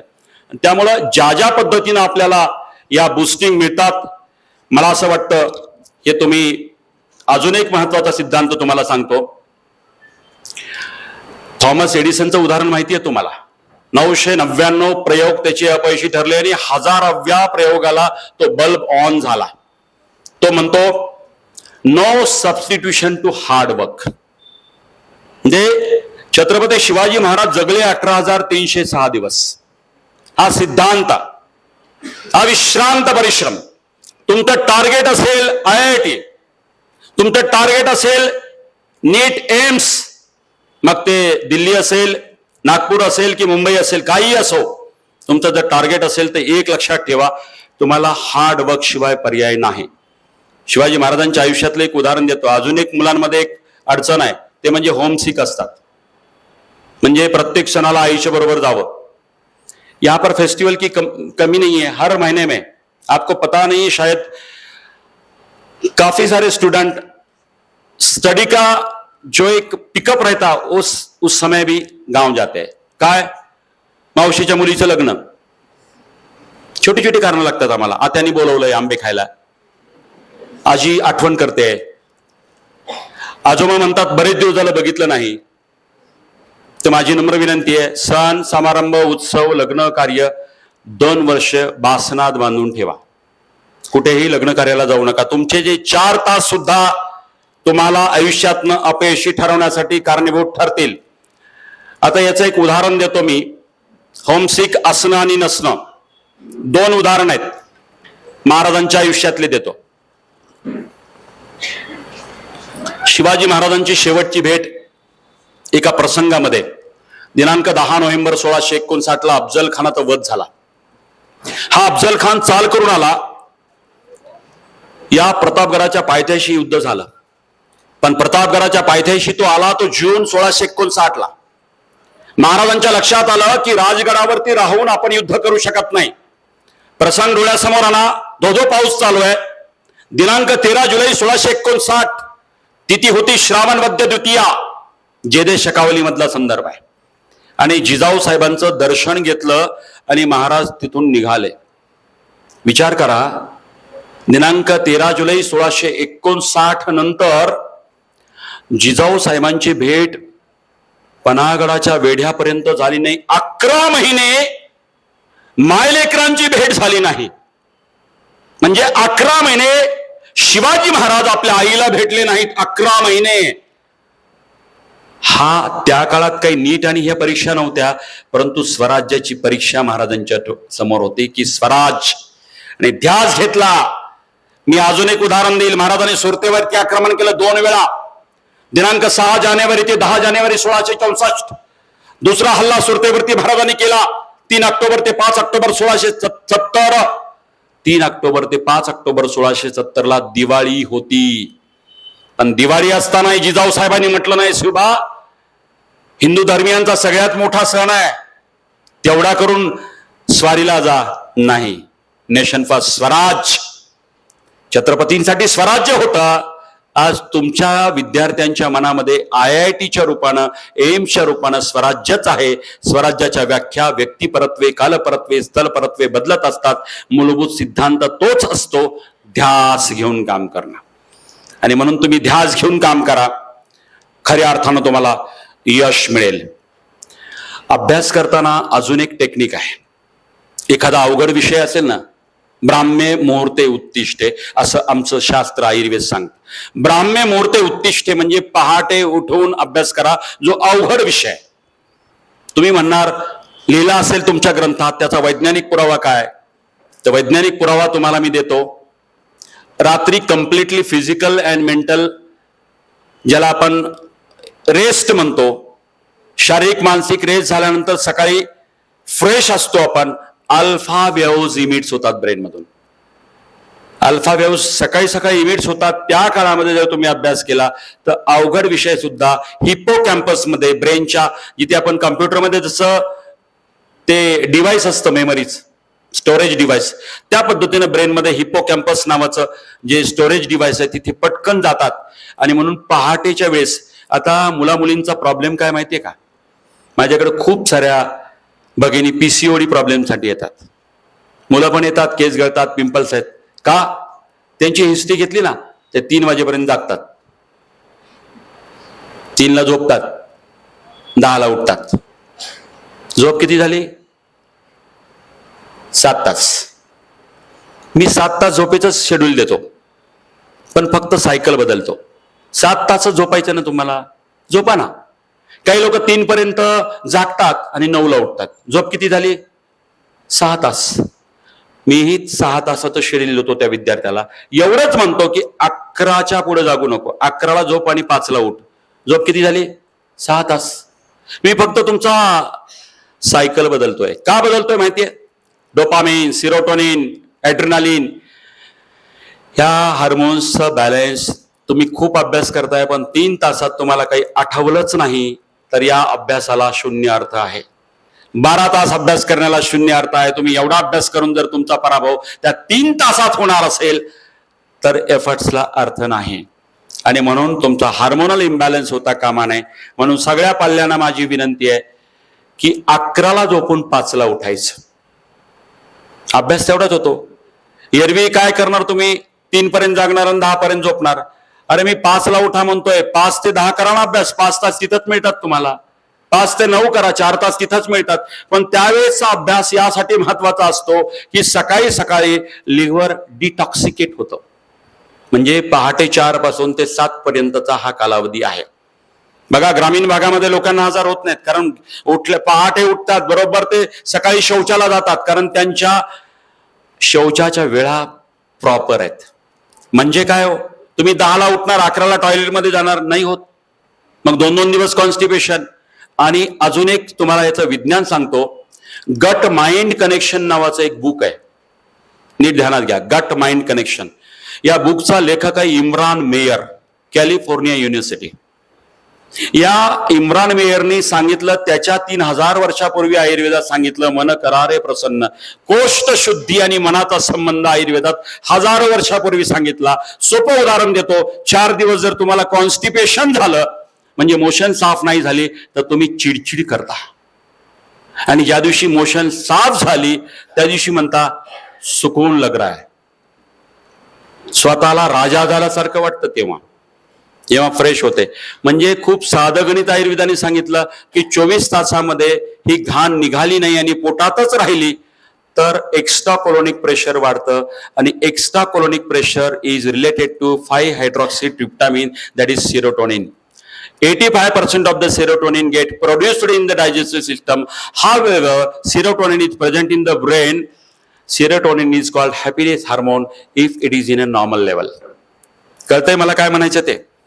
जर सिरोटोनिन लेवल कमी झाली, तुमचं डायजेशन उत्तम नाही झालं, तर मात्र तुम्हाला डिप्रेशन यायला सुरुवात होते. तुम्ही गुगलवरती सर्च करा, decreased level of serotonin leads aggression, depression, suicidal thoughts, insomnia, disruption of circadian rhythms. हे सगळे एका हार्मोनमुळे होणारे दुष्परिणाम आहेत. माझा साधा सवाल आहे, एवढी मेहनत करणार, परीक्षेच्या 3 तासामध्ये तुमची प्रकृती बिघडणार, त्याच्या अगोदर तुम्ही पुन्हा पुन्हा आजारी पडणार. त्यापेक्षा आजारी पडू नये आणि त्या 3 तासामध्ये आपली मेमरी शाबूत राहावी आणि उत्तम पद्धतीने लिहिता यावं, यासाठी स्वतःचं आहार आणि विहार निश्चित करा. विहार म्हणजे तुम्ही किती वाजता झोपता, काय खाता, आहार. माझी नम्र विनंती पालकांना, बेकरी आयटम पहिल्यांदा बंद करा, जाऊच नका. हे केक, पिझ्झा, बर्गर वाट लावली वेगवेगळ्या देशांमध्ये. तुम्ही म्हणणार इट्स नॉट अ डिग्रेशन, हे विषयांतर नाही आहे. It is related to exams. कारण तुमचे डायजेशन डिस्टर्बन्स, सिरोटोनिन लेवल तुमची बिघडवतात. सिरोटोनिन लेवल डिप्रेशन पर्यंत, सुसायडल थॉट्स पर्यंत जात असेल तर मला या मूलभूत प्रश्नावरती बोललंच पाहिजे. आणि म्हणून हे मूलभूत प्रश्न जे मोटिवेशनल स्पीकर बोलत नाहीत ते मी काही मुद्दे बिईंग अ मेडिको तुमच्या ध्यानात आणून देऊ इच्छितो. ते अत्यंत महत्वाचे मुद्दे आहेत आणि म्हणून तुम्हाला ते ध्यास घेतल्यागत करावं लागेल. अजून एक जाता जाता महत्वाचा सिद्धांत मी सांगतो. किती मिनिट आहेत सर मला तुमच्या शेड्यूलनुसार? ठीक आहे. लास्ट मध्ये महत्वाचे मुद्दे आहेत ते म्हणजे टाइम मॅनेजमेंट. टाइम मॅनेजमेंट मध्ये तुम्हाला किती तास उरलेत, पालकांनी बसायचं, कॅल्क्युलेटर घ्यायचं, परीक्षेचा कालावधी करायचा, डिवायडेड बाय सब्जेक्ट्स, आणि एका विषयाला किती तास येतात ते जेव्हा कॅल्क्युलेट करतो ना तर तुम्हाला एक एक मिनिट, म्हणजे घरामध्ये जर मावशी जरी आली बोलायला तरी तुमचा कशबिश होता, अरे बापरे अर्धा तास गेला. आणि असं जेव्हा वाटायला लागतं ना तेव्हा तुम्हाला यश मिळतं. माझा अर्धा तास वाया गेला, माझे 5 मिनिट वाया गेले. ज्याला टाइमचं महत्व आहे, किंमत आहे ना, याला ध्यास घेणं म्हणतात. की माझे 15 मिनिट वाया गेले. असा पाल्य तुमचा जेव्हा बोलायला लागेल तेव्हा निश्चिंत राहा की तुमच्या मुलाला यश मिळणार. टाइम मॅनेजमेंट तो करतोय. एक लक्षात घ्या, टाइम मॅनेजमेंट मध्ये जर का छत्रपती शिवाजी महाराज चुकले असते ना प्रत्येक ठिकाणी अपयश मिळालं असतं. सगळ्या लढाया घ्या. 18,306 दिवस महाराज जगले. 4,000 दिवस बालपणाचे वजा करा. पहिलं युद्ध 18व्या वर्षी महाराजांनी जिंकला 1648. काही नाही हो, धनधान्य नाहीये, सामग्री नाही, घोडे नाही, हत्ती नाही, तोफा नाहीयेत, पैसे नाहीत, पुरेसं सैन्य नाही. महाराजांचं वय वर्ष 18. पहिली लढाई पुरंदरच्या पायथ्याशी झाली आणि फत्ते खानाचा पूर्ण पराभव तुमच्या वयात 18व्या वर्षी शिवाजी महाराजांनी केलं. टाइम मॅनेजमेंट म्हणजे शिरवळ आणि बेलसरला डिव्हिजन केलं सैन्याचं. शत्रूचं सैन्य विभागलं. सगळ्यात मोठी दुसरी लढाई बघा, दिनांक 10 नोव्हेंबर 1659 अफजल खान चाल करून आला. तो दिवस महाराजांनी ठरवला 10 नोव्हेंबर 1659. मार्गशीर्ष शुद्ध सप्तमी शालिवान शके 1581 वार गुरुवार दुपारी 1:30 वाजता भेट ठरवली. दुपारी 1:30 वाजताच का तर सूर्यप्रकाश सूर्यवरती आलेला असेल. अफजल खानाच्या सैन्याला वरच्या हालचाली दिसणार नाहीत त्या कुंभरोशी गावापासून, मात्र मावळ्यांना वरतून हालचाली दिसतील म्हणून दुपारचा वेळ. Time management. पनागडच्या वेढ्यामधून महाराज सुटले. वेढा पडला दिनांक 2 मार्च 1607. 4.25 महिन्यानंतर वेढा सुटला. दिनांक 12 जुलै 1607 आषाढ शुद्ध पौर्णिमा. महाराज त्याच दिवशी पलायन करतायत आणि विशाळगडी पोहोचतायत. जात असताना शिवा काशीदांचं आणि बाजी प्रभू देशपांडेंचं बलिदान. Time management. शाहिस्ते खान लाल महालावरती हल्ला करतो. 3 वर्ष. दिनांक 9 मे 1660 लाल महालाचा ताबा घेतला. 3 वर्ष शाहिस्ता खान या पुण्यामध्ये.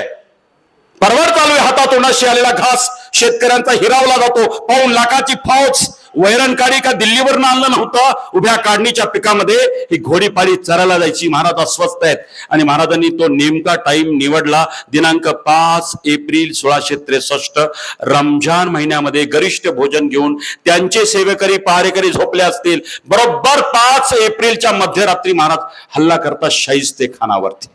Time management. आग्र्याला महाराज कैदेत सापडले दिनांक 12 मे 1666 आणि कैदेत सापडल्यानंतर पलायनाचा दिवस मुकर्रर होतो 17 ऑगस्ट 1666. महाराज 17 ऑगस्ट 1666 आग्र्याच्या कैदेतनं सुटतात आणि 12 सप्टेंबर 1666 अवघ्या 25 दिवसामध्ये किल्ले राजगडावरती येतात. Time management. आयुष्यामध्ये जर टाइम मॅनेजमेंट नसेल तर यश मिळत नाही. त्यामुळे तुमच्या आयुष्यामध्ये भलेही किल्ले जिंकायचे नाहीत, शिवचरित्राचं आचरण करायचं असेल तर फिजिक्स केमिस्ट्री बायोलॉजी मॅथ्सच्या रूपाचे किल्ले तुमच्या समोर आहेत. त्याचं टाइम मॅनेजमेंट करा.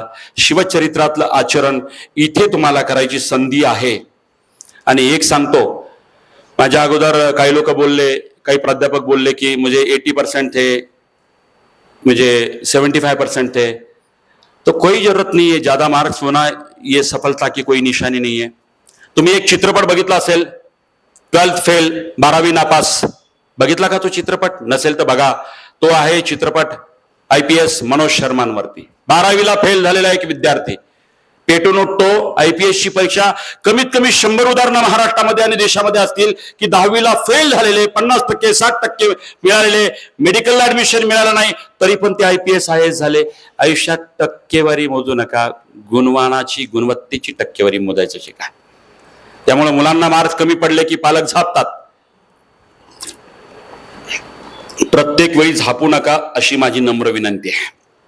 आणि एक लक्षात घ्या, पालकांनाही सांगतो, तो म्हणजे छत्रपतींच्या आयुष्यात वाईट प्रसंग आला तसा विद्यार्थ्यांनी प्रयत्न करूनही अपयश मिळालं चुकून माकून तर त्याच्या खांद्यावरती हात फिरवा. विद्यार्थ्यांनाही सांगतो, बाबा लेकरांनो, तुमचे आई वडील शत्रू नाही आहेत. तुम्हाला चांगल्या क्लासेसमध्ये एवढी फी भरून ते टाकतायत. प्रयत्न तुम्ही करा आणि प्रयत्न केल्यानंतरही कदाचित अपयश आलं तर खचून जाऊ नका. आई वडील त्याही परिस्थितीमध्ये तुमच्या बरोबर आहेत. यशाच्या संगतीनं आहेत तसं अपयशाच्याही संगतीनं ते आहेत. आणि म्हणून वाईट विचार मनात येऊ देऊ नका की नाही आम्हाला आता. माझ्याकडे एक उदाहरण नाही, नगर जिल्ह्यामधल्या एका ज्वेलर्सची मुलगी, नाव घेत नाही ज्वेलर्सचे, त्या ज्वेलर्सच्या 2 मुली, एक मुलगी JEE रिपीट केली तरी पण तिला अपेक्षित मार्क्स पडले नाही आणि तिची खात्री पटली की आता आपण IIT ला लागत नाही. त्या मुलीनं जेवण बंद केलं 2 दिवस, रूम मधून बाहेर पडेनाशी झाली, डिप्रेशन मध्ये गेली. तिच्या वडिलांचा फोन आला मला की सर मला यातनं माझ्या मुलीला बाहेर काढू शकता तुम्ही, तुमच्याकडे मला उद्याची अपॉइंटमेंट पाहिजे. नगर जिल्ह्यातनं फोन होता. प्रश्न होता JEE ला अपेक्षित मार्क्स पडणार नाहीत आणि आपला IIT ला नंबर लागणार नाही म्हणून डिप्रेशन मध्ये असलेली 2 दिवस न जेवलेली मुलगी बंद खोली स्वतःला कोंडून घेतली होती. अपयश समोर दिसत होता. 1 वर्ष ड्रॉप घेतला तरीही मी IIT ला लागू शकत नाही ही सल मनामध्ये सतावत होती. बापाला चिंता वाटली, कदाचित मुलीने बरं वाईट केलं तर काय करायचं या ज्वेलरीच्या दुकानाचं. म्हणून तो मुलीला घेऊन माझ्याकडे आला. मुलीशी मी 4 तास काउन्सिलिंग केले. काउन्सिलिंग शब्दावरनं आठवलं, सिन्हा सरांशी बोलत होतो. सिन्हा सर म्हणाले की मी काही पालकांना जेव्हा बोलतो की काही प्रॉब्लेम्स आल्यानंतर काउन्सिलिंग करा तर पालकाला असं वाटतं की माझा मुलगा किंवा मुलगी सायकियाट्री थोडीच आहे, सायकिक प्रॉब्लेम थोडं. काउन्सिलिंगचा अर्थ, माझी नम्र विनंती आहे, तुम्ही आदरवेने घेऊ नका. काउन्सिलिंगचा अर्थ होतो समुपदेशन. म्हणजे त्या मुलाला वाचल्यानंतर लक्षात राहत नाही त्यासाठी पण काउन्सिलिंगच असतं. म्हणजे छोट्या छोट्या गोष्टी आहेत त्याला. काउन्सिलिंगचा गैरअर्थ घेऊ नका. खूप पालकांना असं वाटतं की आमच्या मुलाला मुलीला काय काय तुम्ही सायकिक ठरवता का. असं नाहीये. प्रत्येक काउन्सिलर हा सायकॅट्रीशी रिलेटेड नसतो, तो समुपदेशक असतो. ती मुलगी माझ्याकडे आली काउन्सिलिंगला. मी 2-3 तास तिच्याशी बोललो, पालकांशी बोललो. तर तिचा प्रश्न काय होता माहिती आहे? नाही म्हणे जगण्यात अर्थ नाहीये. 2 वर्ष झाली माझी, 1 वर्ष ड्रॉप घेतला, याही वर्षी मला मार्क्स अपेक्षित पडणार नाहीत आणि मी IIT ला लागणार नाही. सगळ्यांच्या अपेक्षा माझ्यावरती आहेत. काय वाक्य आहे तिचं बघा, सगळ्यांच्या अपेक्षा आहेत. मग तिला म्हटलं कागदावरती अपेक्षा कोणाकोणाच्या ते लिहून दाखव. त्याच्यामध्ये 4 शिक्षक आहेत, 3 मावश्या आणि अशी टोटल 13 लोकांची. तिला मी समजावून सांगितलं, अगं बाई म्हटलं 13 कोटीच्या महाराष्ट्रामध्ये 13 लोकांचा अपेक्षा भंग झाला म्हणून जीवनाचं बरं वाईट कशाला करते. 13 कोटीचा महाराष्ट्र आहे, हे 13 लोक तुझ्यावर नाराज होणार. गेले उडत म्हणलं 13 लोक, तुझे वडील सक्षमपणे तुझ्या पाठीशी आहेत ना. आणि ती मुलगी प्लान बी मी दिला, म्हटलं ती बीटेक कर, ती बीटेक करते.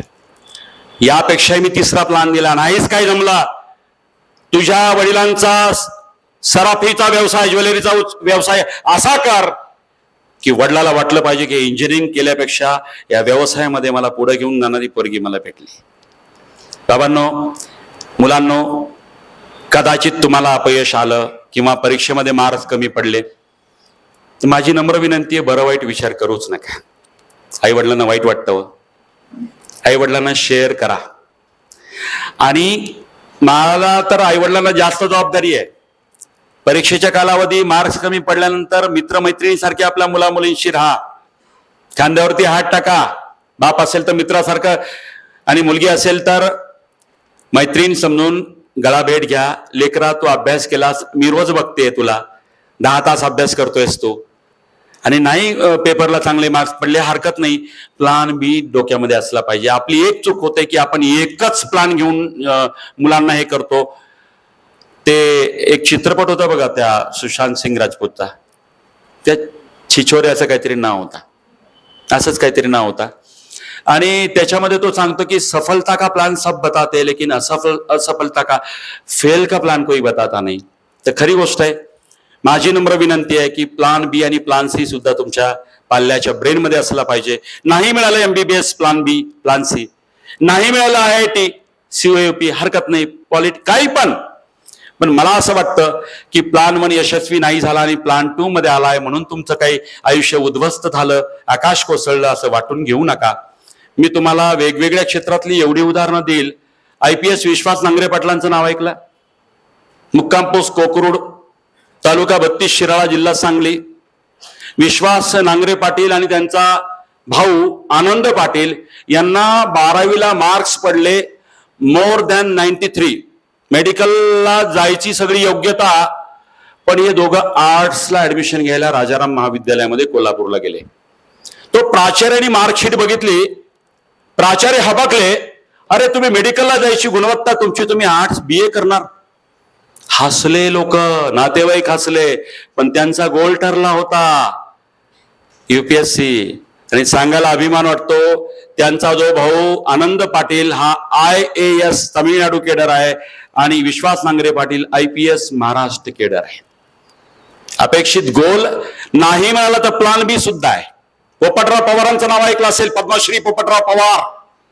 130 गावातली लोक हिवरे बाजार सारख्या गावात येऊन गेले. नगर जिल्ह्यामधलं गाव आहे, 17 किलोमीटर नगर पासून. 130 देशातली लोक गाव बघायला आली. पोपटराव पवार MCOM, आज भारतीय क्रिकेट संघात निवड झाली असती, रणजीपटू म्हणून त्यांनी तिथपर्यंत कारकीर्द गेली. पण त्यांच्या लक्षात आलं की मी देशाची सेवा करतोय, देशाच्या पातळीवर जातोय, माझं गाव अजून विकसित नाहीये. त्यांनी गाडून घेतलं आणि गाव सरपंच असं गाव केलं की जगातनं लोक बघायला येतात. भास्करराव पेरे पाटील, पाटोद्यासारखं गाव आहे संभाजीनगरच्या जवळ, जाऊन बघा, भास्करराव पेरे पाटलाचं गाव बघायला लोक येतात. की नॉट नेसेसरी की MBBS व्हावा, IITS व्हावा म्हणजे यश मिळेल किंवा त्या यशाची व्याख्या आहे. तर माझी नम्र विनंती आहे, वेगवेगळ्या क्षेत्रामध्ये ऍडव्होकेट असीम सरोदे असतील, ऍडव्होकेट उज्ज्वल निकम असतील, वकिलीच्या क्षेत्रामध्ये तुमच्या मुलांना पर्याय नंबर 2 आणि पर्याय नंबर 3 द्या. सगळ्या पालकांना माझी विनंती आहे, प्लान 1, प्लान 2 आणि प्लान C प्रत्येकाला द्या. यश नाही मिळालं तर प्लान B तयार पाहिजे, प्लान C पण तयार पाहिजे, आणि असं केलं तरच खऱ्या अर्थानं होईल. आणि एक सांगतो, सर्वस्व कधी संपत नसतं. हे मुलांना वाटतं की नाही आता संपलं सगळं, आय एम अ लुझर, हे कधीही वाटून घेऊ नका. कधीही लुझर नसता. एक परीक्षा हरलाय तुम्ही. मेमरीसाठी सगळ्यात मोठा प्रॉब्लेम, 2 विद्यार्थी अपयश घेऊन माझ्याकडे आले होते आणि मी इन्व्हेस्टिगेट केलं तर haemoglobin was 7.5, vitamin B12 was 50 only 50. माझी नम्र विनंती सगळ्या पालकांना, आपल्या मुला मुलींचे हिमोग्लोबिन आणि विटॅमिन B12 टेस्ट करा प्रत्येक वर्षी. 11वीला एकदा करा, 12वीला एकदा करा, कारण विटॅमिन B12 साधारणतः 250 ते 850 या दरम्यान असलं पाहिजे आणि हिमोग्लोबिन 12च्या पुढे असलं पाहिजे. तुम्ही म्हणणार याचा आणि 12वीच्या यशाचा काय संबंध? 100% यशाचा संबंध आहे. Haemoglobin carries the oxygen. Oxygen direct पेशीपर्यंत जात नाही, हिमोग्लोबिनच्या रूपात जातो. आणि हिमोग्लोबिन 14.5 असेल तर ऑक्सिजन 100% ब्रेन पासून सगळीकडे जाणार, मेमरी पासून चार्जिंग होणार आणि आठवणार, थकवा येणार नाही, दम लागणार नाही, मेमरी बूस्ट होईल. आणि विटॅमिन B12 चा रोल असा आहे की मेमरी आणि मूड साठी विटॅमिन B12 महत्वाचा आहे. नर्व कंडक्शन वेलोसिटी इन्क्रीज करण्यासाठी विटॅमिन B12 महत्वाचं आहे. विटॅमिन B12 कमी असेल तर डिमेन्शिया पर्यंत, स्मृतीभ्रंश पर्यंतचे साईड इफेक्ट आहेत. म्हणून विटॅमिन B12 चा संबंध यशाशी आहे. मेमरी, मूड पासून ते नर्व टॉनिक पासून न्यूरॉन्सला बळ देण्यासाठी विटॅमिन B12 चं प्रमाण हे 250 ते 850 दरम्यान असलं पाहिजे. आणि टेस्ट न करता विटॅमिन B12 च्या गोळ्या खाऊ नका. हायपर विटॅमिनोसिसचा साईड इफेक्ट भयंकर आहे बरं का. काही लोक टेस्टला पैसे घालत नाहीत आणि व्हिटॅमिन B12चे इंजेक्शन घेतात, गोळ्या खातात, त्याचेही साईड इफेक्ट आहेत. हायपर व्हिटॅमिनोसिस नावाचाही आजार डेंजर आहे. त्यामुळे प्रत्येकाने 11वीला एकदा आणि 12वीला एकदा व्हिटॅमिन B12 टेस्ट आणि हिमोग्लोबिन टेस्ट करा. याचा यशाशी डायरेक्ट संबंध आहे. याशिवाय तुमचे काही प्रश्न उत्तर असेल तर मी इथे थांबणार आहे.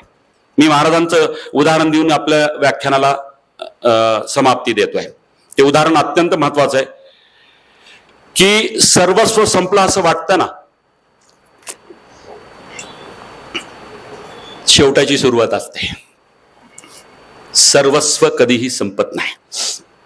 महाराजांच्या आयुष्यातलं हे उदाहरण पालकांना कामाला येईल, पाल्यांना कामाला येईल.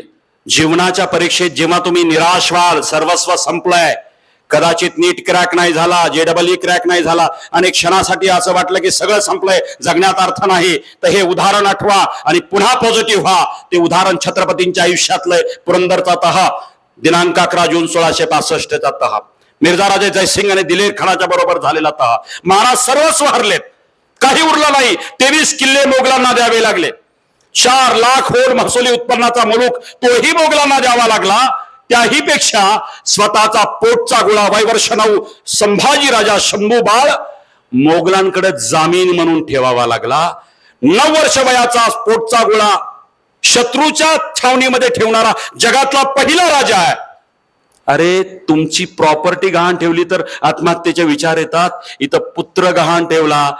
ज्या शंभू बाळाचं वय मैदानी खेळ खेळण्याचं, त्या लेकराला मिर्झाराजे जयसिंग आणि दिलेर खानाच्या छावणीत तारण म्हणून जामीन म्हणून बसावं लागलं. शिवछत्रपतींवर एवढी वाईट वेळ आली तरी महाराज नैराश्याच्या गर्तेत जात नाहीत. आत्महत्येचा विचार मनामध्ये येत नाही.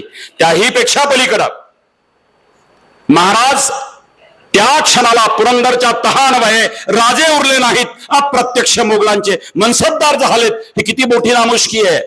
राजाचा रंक हवा तैस झालं. कफल्लक महाराज झालेत, राजे उरले नाहीत, काहीच उरलं नाही. विचार करा, त्या काळातला नियम असा होता की हारलेल्या राजानं जिंकलेल्या राजाकडे हात रुमालात बांधून 6 मैल पायी जायचं. कसं असेल ते चित्र आहे. पुरंदरच्या पायथ्याशी मिर्झाराजे जयसिंग आणि दिलेर खानाची छावणी होती. महाराज हरलेलेत, पुरंदरच्या तहाची अंमलबजावणी करण्यासाठी निघालेत. दुतर्फा नागरिकांची गर्दी आहे. थाय मोकळून माय भगिनी रडतायत. सामान्य माणसं सुद्धा अस्वस्थ आहेत. आई भवानी आणि महालक्ष्मीला कोसतायत, काय बंगाल येळ आमच्या राजावरती आणली म्हणून. दुतर्फा नागरिकांच्या गर्दीत आपले महाराज निघाले 6 मैल पायी. नियम होता, कोणेके काळी घोड्यावरती मिरवलेला आपला राजा त्या दिवशी घोड्यावरती नव्हता. प्रासंगिक पालखीत बसलेले आपले महाराज त्या दिवशी पालखीतही नव्हते. पायी चालत निघाले 6 मैल. तहाची अंमलबजावणी करण्यासाठीचा चाणक्य नीतीचा तो भाग होता. 6 मैल महाराज पायी निघाले. दुतर्फा नागरिकांची गर्दी होती. धाय मोकून माय भगिनी अस्वस्थ रडत होत्या. महाराज ही अस्वस्थ आहेत, पण नैराश्याच्या गर्तेत बुडालेले नाहीयेत. सर्वस्व गमावलंय. पण त्या बाका प्रसंगामध्ये सुद्धा दुतर्फा गर्दीमधून चालत असताना महाराजांच्या मुठीत वैशाने वळल्या असतील, पण भवानी तलवार कमरेला नव्हती, कारण निशस्त्र जायचा नियम होता. रागला असेल, अस्वस्थ असतील महाराज, पण डगमगले नाहीत. त्याही प्रसंगामध्ये सर्वस्व गमावल्यानंतर, राजाचा रंक झाल्यानंतर सुद्धा महाराजांच्या मनामध्ये एकच विचार होता, आज मी गमावलंय, ही वेळही निघून जाईल. आय विल कॉन्कर इट, मी पुन्हा जिंकेल. काय विचार आहे. आणि तेव्हा सर्वस्व हरलेल्या राजाकडे फक्त 17 किल्ले होते. आणि त्यानंतर काही वर्षामध्ये, 3-4 वर्षामध्ये महाराजांनी 240 किल्ल्यांचा गडपती झालेत. म्हणजे सर्वस्व गमावल्यानंतर पुन्हा 240 किल्ले महाराजांनी जिंकलेत. सर्वस्व गमावणं कधीच नसतं. थिंक पॉझिटिव्ह, पॉझिटिव्ह ॲटिट्यूड पाहिजे. आणि पाल्यानं तुम्हाला एकच सांगतो, तुमच्या आईवडिलांनी स्वप्न बघितलंय, तेवढं स्वप्न पूर्ण करण्यासाठी प्रयत्न करा. तुमचा प्रयत्न प्रामाणिक असेल तर तुमचे आईवडील तुम्हाला माफ करतील. यश नाही मिळालं तरीही. पण तुम्ही अभ्यासात दांड्या मारल्या तर आईवडिलांना वाईट वाटेल. तुम्ही मोबाईलचा स्क्रीन टाइम कमी करा म्हणून मोबाईल चोरून बघत असाल तर आई वडिलांना वाईट वाटेल. तुम्ही स्वतःच्या आत्म्याला साक्षी ठेवा की मोबाईल मला नाही बघायचा आहे. वडिलांकडे जमा करा. बघायचं असेल तर फक्त एज्युकेशनल ऍक्टिव्हिटी काही असतील तर सगळ्यांच्या समोर मी हे अभ्यास करतोय म्हणून बघा. विरोध नाही मला त्या डिव्हाइसचा, पण त्या डिव्हाइसचा काय उपयोग करता हे मात्र महत्वाचं आहे. तुम्ही स्वतःचं इमान स्वतःला जागा करा आणि आई वडिलांचं स्वप्न जे बघितलंय त्यासाठी प्रयत्न प्रामाणिकपणे करा. यश मिळालं तरी आई वडील तुमच्या सोबत आहेत आणि अपयश मिळालं तरीही आई वडील तुमच्या सोबत आहेत ही ग्वाही मी देतो. कारण शिवाजी महाराजांनी आई वडिलांचा शब्द पाळला. शिवाजी महाराज आपले आयडॉल आहेत. शहाजी राजांचा शब्द पाळला, जिजाऊ साहेबांचा शब्द पाळला. मी जाताना एकच उदाहरण देतोय. सर्वोच्च स्वप्न आईचं पूर्ण केलं ते होतं स्वप्न 6 जून 1674. ज्येष्ठ शुद्ध त्रयोदशी शालिवाहन शके 1596 आनंद नाम संवत्सर. आमचं आकाश, आमची भूमी, आमचा समुद्र, आमचा ध्वज, आमचं चलन, गुलामगिरीमधून आम्ही मुक्त होणार. आपला राजा सिंहासनाधीश्वर होणार, छत्रपती होणार. गागाभट्ट आलेले आहेत काशीवरना. वेदमंत्रोच्चारामध्ये शिवाजी राजांना राज्याभिषेक. 10,000 पाहुण्या रावळ्यांची गर्दी आहे किल्ले रायगडावरती. दिवस आणि रात्र कळत नाही. रात्रीच्या मशालीच्या प्रकाशात रायगड असा तेजाळतो. देवदेवतांना सुद्धा हेवा वाटत होता असा रायगड दिसत होता. दिवाळीचा सण रायगडावरती मे महिन्यात, जून महिन्यात सुरू होता. आनंद रयतेला होता, आनंद प्रजेला होता, आनंद मावळ्याला होता, आनंद सह्याद्रीला होता, आनंद जिजाऊ साहेबांना होता की आपला लेक सिंहासनाधीश्वर व्हावा, छत्रपती होणार. जिजाऊ साहेब पाछाडवरनं वरती आलेले आहेत, थकलेले आहेत. जणू परमेश्वराला सांगितलं की माझ्या लेकराचा हा सर्वोत्कट आनंदाचा प्रसंग माझ्या डोळ्यांनी बघू दे. आणि दुर्दैव बघा, त्या प्रसंगानंतर अवघ्या 12 दिवसानंतर जिजाऊ साहेबांचा मृत्यू झाला. दिनांक 17 जून 1674 जिजाऊ साहेब वारल्यात. अवघ्या 12 दिवसानंतर लेकराचा आनंदाचा प्रसंग बघण्यासाठी जणू यमराजालाही सांगितलं असेल की थांब यमराजा, माझ्या आयुष्याचं स्वप्न माझा शिवबा पूर्ण करतोय. तो दिवस काय आनंदी आनंद होता. दुसऱ्या दिवशी पहाटे जिजाऊ साहेबांच्या आयुष्याचं स्वप्न पूर्ण होणार होतं. गागाभट्ट सिंहासनाधीश्वर म्हणून छत्रपतींना अभिषिक्त राजा करणार होते. आणि आदला दिवस दररोज एक एक विधी होत होते. एक एक विधी बघत ती माऊली, कधी तुलादान विधी, दररोज एक एक विधी बघून प्रसन्न मुखाने ती माऊली आपल्या प्रसादामध्ये जात असे. तशीच ती माऊली एक विधी बघून गेली. थकली होती माऊली, प्रसादात बसली होती आणि अचानक जिजाऊ साहेबांच्या समोर शिवबा येताना दिसला. दिनांक 5 जून 1674. पहाटे 6 जूनला म्हणजे दुसऱ्या दिवशी काही तास उरलेले आहेत. त्या पहाटेला गागाभट्ट राज्याभिषेक करणार. राजा होणार माझा लेक, शिवबाचा राजा शिवछत्रपती होणार. केवढा आनंद जिजाऊ साहेबांना. जिजाऊ साहेब बसल्यानंतर अचानकपणे महाराजांचं आगमन झालं आणि जिजाऊ साहेबांच्या मनी ध्यानी नाहीये. जिजाऊ साहेबांनी बघितलं शिवबा राजांना. शिवबा हाक मारली प्रेमाची. मुलगा कितीही मोठा झाला तर आईला तो लहान लेकरूच असतं. शिवबा हाक मारल्याबरोबर तो लगबगीने शिवबा धावला आणि आईच्या पायाजवळ बसला. काय संदेश दिला असेल किल्ले रायगडाला. तुम्ही कितीही मोठं व्हा, आजही तुम्ही कितीही मोठं व्हा, MBBS व्हा, IIT ला BE करा, IAS व्हा, IPS व्हा, कुठल्याही पदावरती जा, मोठं होण्यासाठी आकाश आहे पण छोटं होण्यासाठी कायमस्वरूपी आईचे पाय मात्र शेवटपर्यंत. तुम्ही लहानच असता आपला शिवबा राजा आईच्या पायाजवळ बसला आणि एक हात आईच्या गुडघ्यावरती आपसूक टेकवला गेला. मायलेकराची नजरेला नजर झाली आणि दोन्ही मायलेकरांच्या डोळ्यात आसमानचा अभिषेक व्हायला लागला. निशब्द मायलेकरांचा संवाद सुरू झाला. जणू शिवबा राजा सांगत असेल की बघा लहानपणी त्या लाल महालात किती कौतुकाने बघायचीस, दगड मातीचे किल्ले करायचो, केवढा आनंद तुला मिळायचा. लुटूपुटूची मी लढाई करायचो, येसाजी कंग, बहिजी नाईक, तानाजी मालुसरेंच्या बरोबर, केवढं कौतुक ग तुला. अगं आओ, त्या दगड मातीच्या किल्ल्याचं रूपांतरण 240 किल्ल्यात मी करून दाखवलं ना ग. अगं आओ, त्या पन्हाळ्याच्या वेड्यात सापडलो, केवढी कासावी झाली होतीस. मला सोडवायला घोड्यावरती रणरागिणीच्या स्वरूपामध्ये, रणछंडिकेच्या स्वरूपात तू निघालेस. नेताजी पालकर आला म्हणून तू थांबलीस, अन्यथा इतिहास झाला असता. लेकराला सोडवायला आलेली आई म्हणून इतिहासाने दखल घेतली आहे. परंतु जेवढं पन्हाळ्याच्या वेड्यात तू कासावीस नव्हतीस, तेवढी कासावीस औरंगजेबाच्या त्या आग्र्याच्या कैदेत मी सापडलो आणि मी जिवंत परत येईल की नाही ही चिंता तुला सतावायला लागली.